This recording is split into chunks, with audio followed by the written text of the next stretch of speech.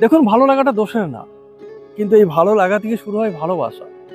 আর একসাথে একাধিক ব্যক্তিকে একই দৃষ্টিকোণ থেকে ভালোবাসাটা মারাত্মক দোষের।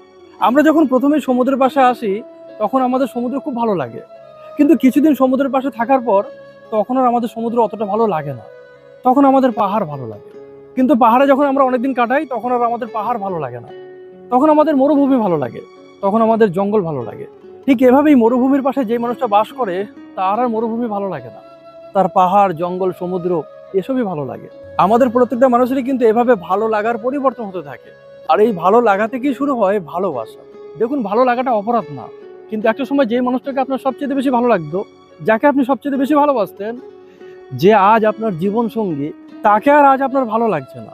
আজ অন্য কাউকে আপনার ভালো লাগছে। বেশিরভাগ মানুষেরই এই ভালো লাগা থেকে শুরু হয় ভালোবাসা। তখন সেই মানুষগুলো তাদের সেই পুরনো ভালোবাসা, পুরনো ভালো লাগার মানুষটাকে ছেড়ে দিয়ে নতুন করে এক ভালো লাগা, ভালোবাসা মানুষের কাছে যাওয়ার চেষ্টা করে।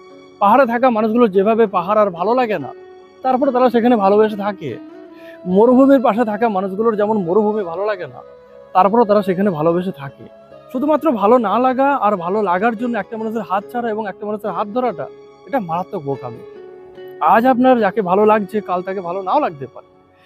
মানুষের ভালো লাগা পরিবর্তন হতেই থাকে। জানি না তাকে তার কতদিন ভালো লাগবে।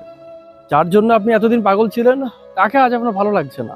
আজ আপনি যার জন্য পাগল হচ্ছেন, তাকে যে আপনার কতদিন ভালো লাগবে, সেটা বলা বড় মুশকিল। দেখুন, ভালো লাগাটা পাপ না, কিন্তু একসাথে একাধিক মানুষকে একই দৃষ্টিকোণ থেকে ভালোবাসাটা মহাপাপ। ভালো থাকবেন সবাই।